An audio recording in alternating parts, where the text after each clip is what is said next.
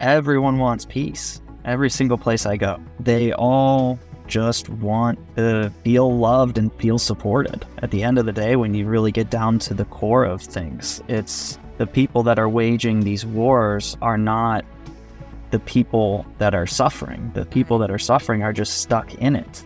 And I think that that's a realization, about this time that we live in. There are oppressive, old, outdated paradigms, old, outdated systems, and we can either be passive and just kind of accept, well, that is just the way it is, or we can step up and take some action. And through love, we can refuse. We can say no. And I think that that's the beauty of the time why we all came to be here, is we all came to say no to these systems and to create something new. Hi, I'm Deborah Rozman, and a warm welcome to our listeners. Each month for the Ad Heart podcast, I have the privilege of interviewing individuals who are contributing to the creation of a more heart-centered world. This month, I'm talking with Spencer Taylor about putting love into action, which is what Spencer demonstrates each time he goes into a war zone to care for the people. He's a young millennial who cares deeply about our world in transition, and he's also making a film about why the education system is broken and how we can fix it to cast down a better future for our kids. I love the name of it, The Death of Recess. So welcome, Spencer. Thank you for being with us. Thanks so much, Deb. It's an honor to be with you. I was looking at some of your Instagram postings, and I'd like to read something you posted just to start our conversation. Sure. The birds sing just as beautifully here in Florence, which is where you wrote this from, as they do in a war zone inside Gaza. All of the division, destruction, the hate, the violence are just products of man-made ignorance and illusion. Beauty, compassion, peace, grace, creativity, and unconditional love are the traits of the higher worlds, the life we are promised when we walk this earth in integrity. I love that about integrity.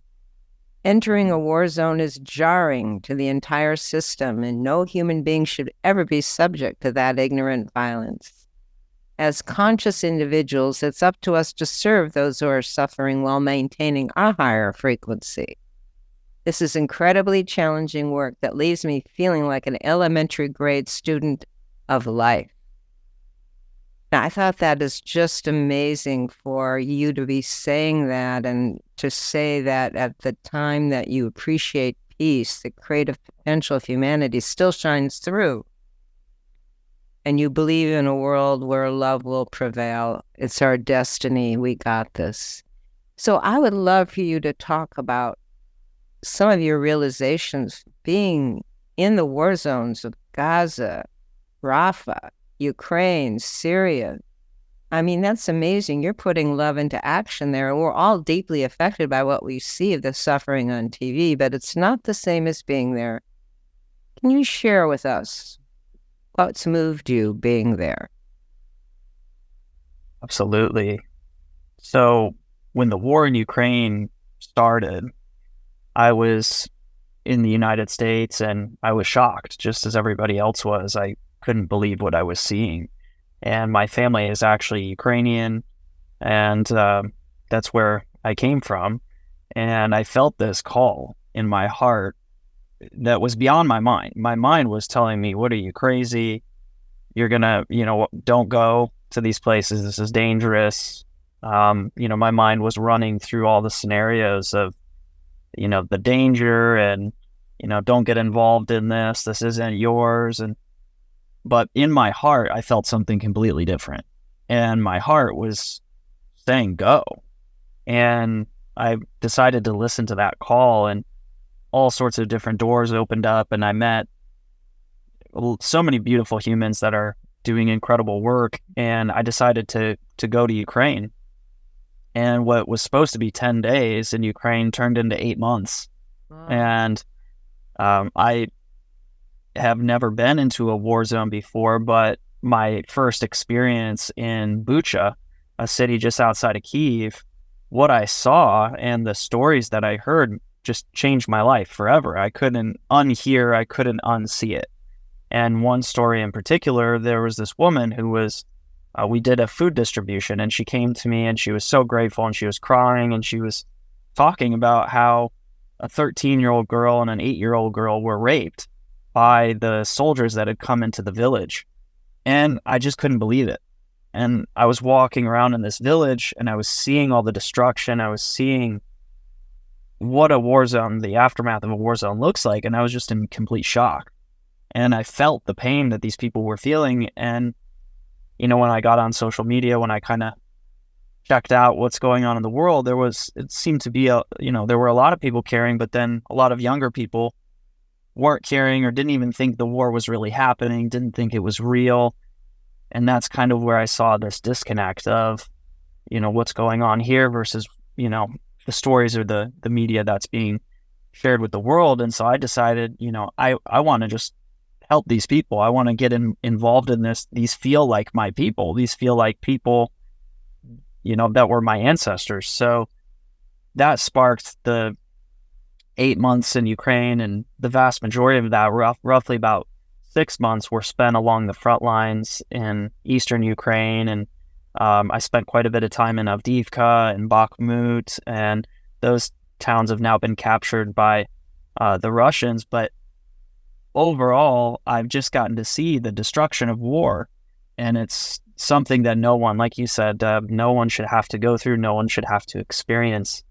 And war is really, it's caused me to reflect, it's just a product of ignorance. Mm-hmm. And when we're children, we're brought into this world, we don't know the difference between different skin colors or religions or races or anything like that, or borders or, country lines.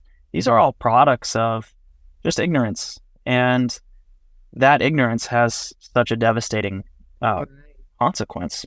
So amazing. Yeah. So, I'm really moved by the fact that you have done that and did that. Then something took you to Gaza and Rafah. Tell us when that happened and what you saw there.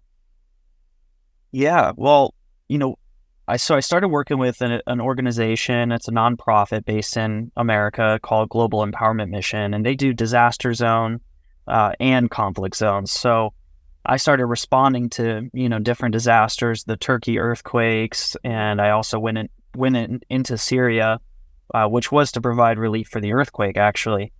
And then this whole situation happened between Israel and Gaza, and it's a very complex, situation. However, the way I view things and the way our organization views things is we don't take sides. There are people of all races, of all walks that are suffering and that deserve our help. And that shouldn't be political. That shouldn't be anything besides the fact of we are all humans. And I believe that we should help each other no matter what, no matter who's a part of a different religion or race or belief system. I don't think that matters. And I think when we actually show up and serve and go into these places and we bring that intention with our heart, that's how we can actually illuminate a place that is dark. Because I grew up in America. Once I started going to these places like Pakistan, Syria, Ukraine, Gaza, it's really, in reality, it's hell on earth. So how can we bring a higher frequency into those places and transmute that energy and really create alchemy to bring in a new earth that we all talk about and dream of? Absolutely. So what were some of the transformations did you see? You're bringing your love, your care. People are suffering. Are there similarities you see in these different countries, Gaza, Ukraine, Syria? On obviously the suffering is similar, but about people's resilience or the light. How were you able to bring the light and the lift there? Absolutely. Yeah, I think the similarity that I see everywhere is that when there are difficulties or when there's trauma or when a war happens or a disaster happens, it's actually the catalyst to bringing about the greatest shift and change. Like Ukraine before the war was very divided. Now, after the war, they're extremely unified. And when I go into a place like Gaza, the people are so much stronger and more resilient now. And despite the conditions, they're still finding a way to smile. They're still inviting us into their tents to have tea. I think just showing up and providing food, which is what we do, that's the surface level. But just showing that you love someone and care for someone, that actually creates a spark I can't even explain. It goes beyond my awareness. I don't know fully what it's doing. I just know that when we connect with these people, it forms bridges instead of builds walls. Yeah, that's beautifully said. That's what I was hoping for. And we don't see that necessarily on TV, but the heart is there, and they're left with nothing but that, or it's a choice wherever we are. Do we keep loving, or do we devolve into more bitterness and hate, no matter what's going on? And I'm glad you're there to help spark more of the heart. And thank you. How do you see the children? I mean, obviously they're not going to school, or maybe they're studying in their tents. Do they play? What do you see happening with the children in these areas? Yeah, actually, the children have, I would say, inspired me the most out of wherever I go. There's two situations. One was in Gaza when I was staying in Rafah. Right now, Rafah's been invaded, so our team has had to withdraw. But I was staying in Rafah, and there were explosions going on every day that were shaking our windows, and there was kind of chaos going on around the village. But then what I saw outside of our house shocked me. There was kids that had set up with debris from fallen buildings. They had made a volleyball court.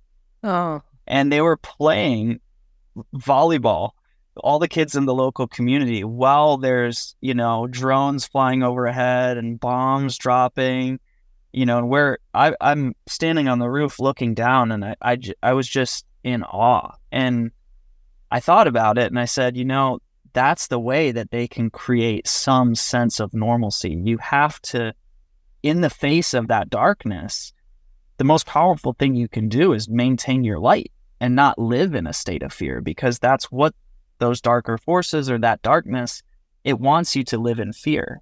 And when you overcome that fear and you transcend that fear, then the darkness has no power over you, in a way.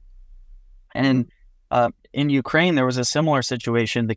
A lot of the kids had to go into bunkers to do their schooling, but they're still singing songs, they're still playing, and they're aware of the war that's going on at, some of them 10 years old, 12 years old. And I'm just thinking, I can't even imagine to be, subjected to that at that age.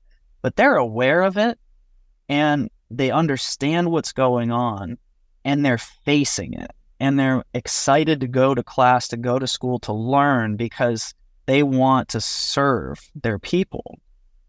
And it was the most amazing thing to see that children can actually face these things and be strong through it all. Yeah, that resilience. So that gives hope that they will be able to overcome the trauma when the war ends. Some light can sustain them. Their creative potential, you say, that shines through. Absolutely. This reminds me of the work you've done in the United States on education. You have a passion for that, too. You talk about the importance of play in child development, and you have a new documentary called The Death of Recess, and why recess and play is so important. Do you see any similarities? Has your experience in the war zones helped inform that? Absolutely. I think one of my favorite quotes is from Aristotle, and that is, the fate of empires rests on the education of youth. Mm-hmm. And when I'm in Ukraine, I'm seeing, hundreds of schools that are destroyed. Same with Gaza. I got to go into the last standing university in Gaza and interview the head of the university and speak to them. And all the other schools, I mean, hundreds and hundreds of schools are completely leveled and destroyed.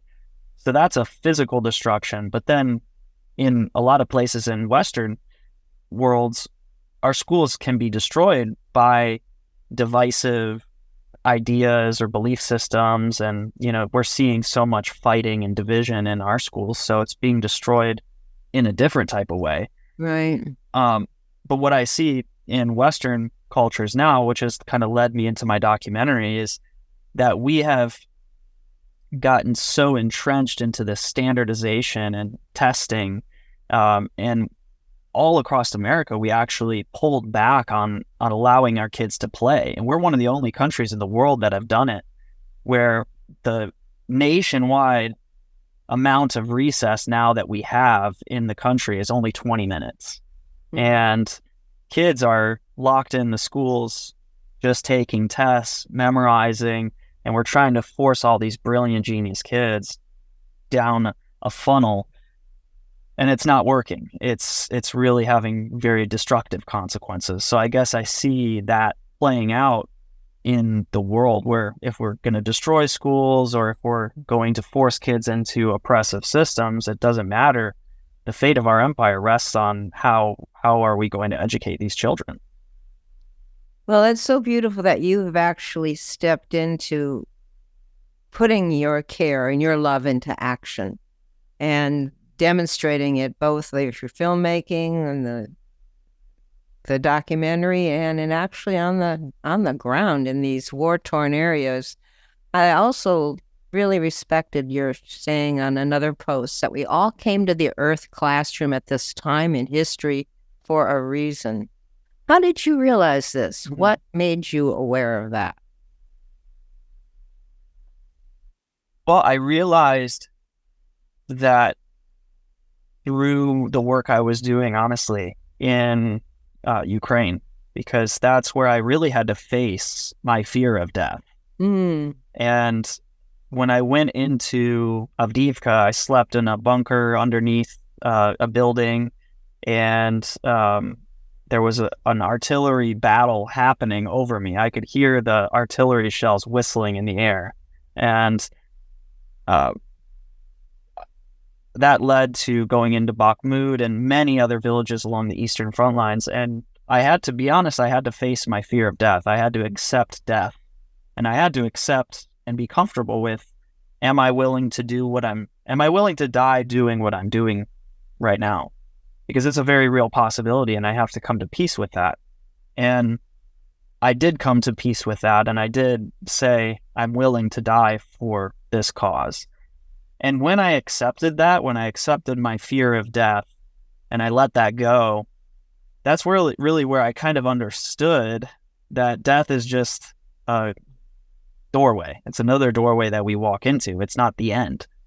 And once you have that realization, then you kind of understand, well, then life is not just this experience, that there's something more to it, and there was something before this.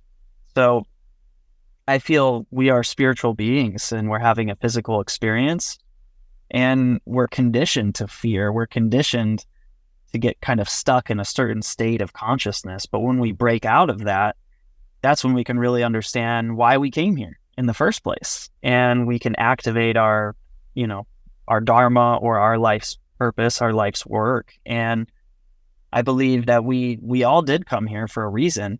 I didn't realize that reason until I was about 29, 28, and there was a process of awakening. So we're all going through our different journey and process. But once you realize why you came here, it's the most powerful moment in your life. I feel it can be one of the most powerful moments, and you can really get clear on why you came here and step up and serve, because there's such a great need to serve. Well, that's amazing that you said 29, 30 years old. There's people 60, 70 who haven't had that awakening yet. But the younger generations, I meet so many who are waking up. There's actually a global heart awakening of all ages. But when people realize we're here at this time in history, this is certainly my realization, to energize a collective heart awakening to help shift this trajectory that the planet looks like it's on of separation and hate with the transformative power of love. And putting that love into action, that love and kindness is just contagious. It's just does so much, even in war zones, or especially there. And I think that is calling for us to really end suffering by better understanding each other's needs and concerns, deeper listening with care. When you deeply listen to the people in the war zones, what do you hear? What do they say? Peace. They want peace. Everyone wants peace. Every single place I go. And they all just want to feel loved and feel supported. At the end of the day, when you really get down to the core of things, it's the people that are waging these wars are not the people that are suffering. The people that are suffering are just stuck in it. Right.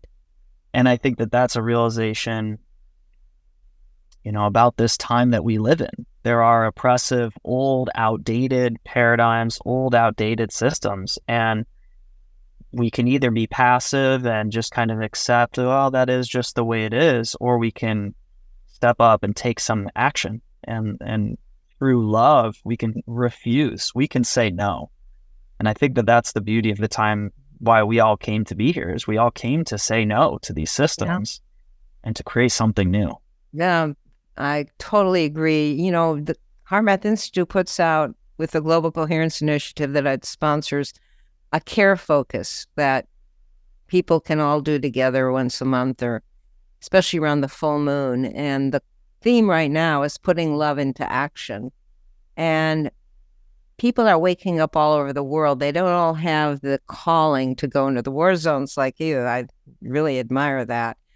But they're realizing that the warmth of kindness, compassionate care, deep listening, forgiveness, that's what we all need to cultivate an inclusive love that respects cultural and personal differences. And one thing that HeartMath founder Dr. Childrey said is, if even a small percentage of us can commit to practicing compassionate understanding in our workplaces, with our families, friends, in life, wherever we are, that the heart can go viral across the planet. We really need to help love go viral to be the antivirus to all this hate and separation and the serious drought from the lack of heart energy. So I love that's one reason I wanted you to be my podcast guest, because as we say here at HeartMath, it's time for love to hit the street. And that's certainly what you're doing.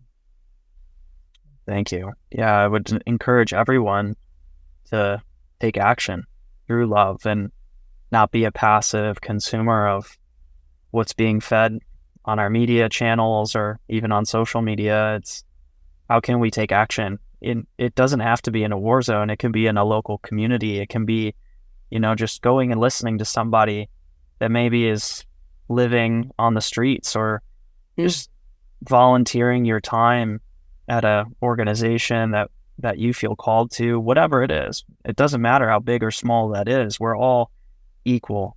And we all, when we contribute to that shift. And it can be done in so many beautiful, creative, unique ways. Absolutely. And even if we can't go anywhere, one of the key, easy ways to put love into action in our personal life is to practice going back to the heart when we get triggered or feel stress, and really practicing heart qualities, interweaving qualities of the heart in our interactions, like love, care, kindness, appreciation, compassion, but intentionally doing that. Because as the research is showing, those heart qualities help create a resonant connection. They help dissolve fear and insecurity. They help really create that transformative power of the heart. And most of us know that love is the missing piece in our own lives if there's something empty, but also in our interactions. We have to break the inertia and step into it by really practicing love. And But we find if people just start with practicing those heart qualities, then you start getting your own intuitive promptings and guidance of where else you could practice love, like Spencer was saying, whether it's visiting somebody who is in need or helping a homeless person or a food shelter. There's so many ways, but you listening to your heart's guidance. But I do believe it starts with our own practice of replacing judgment and anger and frustration with compassion, latitude, care, kindness, those heart qualities that create coherence between our heart and brain and each other and bring in new solutions to our problems. I completely agree. Well, we were coming towards the closing part of our wonderful time together, and I just, again, so appreciate and honor what you're doing. We'll go into a heart meditation in a moment, but are you planning any more trips to war zone areas, or what are your plans now? Yeah, right now I'm about to release The Death of Recess. Oh. So I'm going to tour the film around a little bit and kind of shift efforts towards education right now. And then I'll be returning. And my mission when I return to Ukraine, to Gaza, to a lot of these areas, Syria, I'm working with different people on the ground to help build some schools and to help bring some of this curriculum and, Notion, Mimi and Noel, and bringing heart math into some of these areas and helping them deal with that trauma, helping them really be a part of this, new generation of change. Well, thank you so much for that. The children I started my inspiration, my path in the 20s, writing the book Meditation with Children. It was the first book of that sort that came out because I knew that I wished I'd learned how to do that when I was little, the art of concentration and centering, and I wanted children to have that. And it's so important that we give children tools to be able to manage their energies, get centered, and really know how to handle their emotions. And I'm just grateful you're going to be doing that. Thanks. So let us do a heart meditation on putting love into action. Let's center in the heart and breathe love and appreciation. This warms our heart and increases coherence in our heart's intention.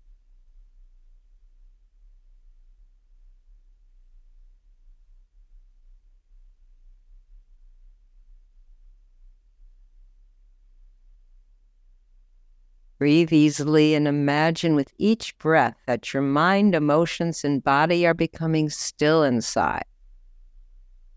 This helps with focus.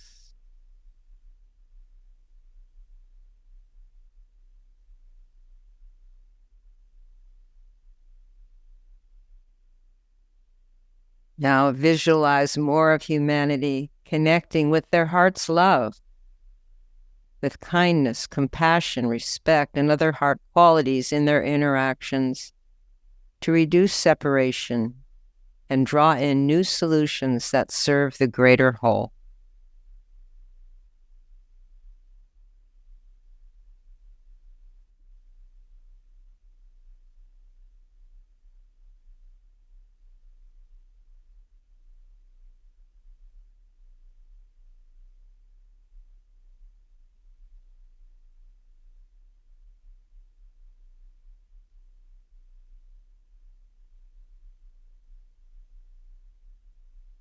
As more of the collective heart awakens, this can eventually transform the civil unrest and wars from separation and clear the way for people to get along with each other, a first step toward creating a better and more harmonious world.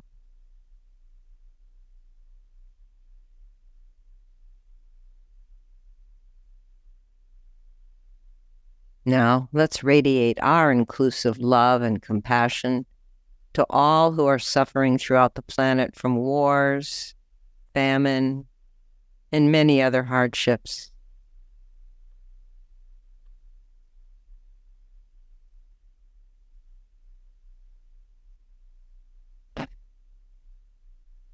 And let's remember to send our focus, care, and compassion to help ease suffering in Gaza, Israel, Ukraine, Darfur, Syria, Haiti, and wherever your heart's intuitive guidance prompts you to send and radiate your love into the energetic field. It does make a difference, even if you can't go there.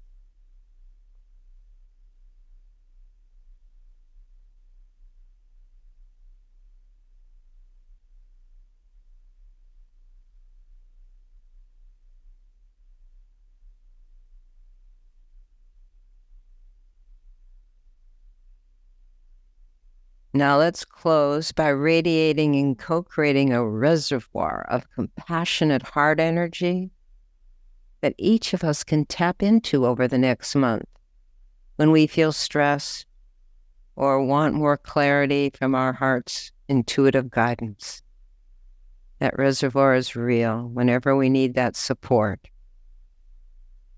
wherever we are on this planet.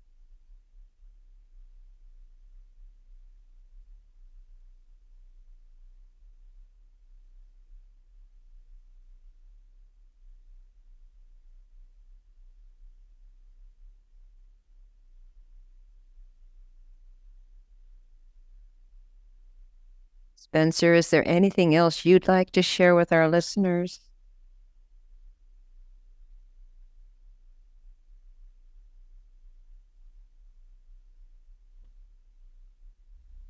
I would share my favorite quote from Gandhi, which was, "Be the change. Be the change the world needs." So simple, so clear, but it takes commitment to actually do that, to take that love to the street.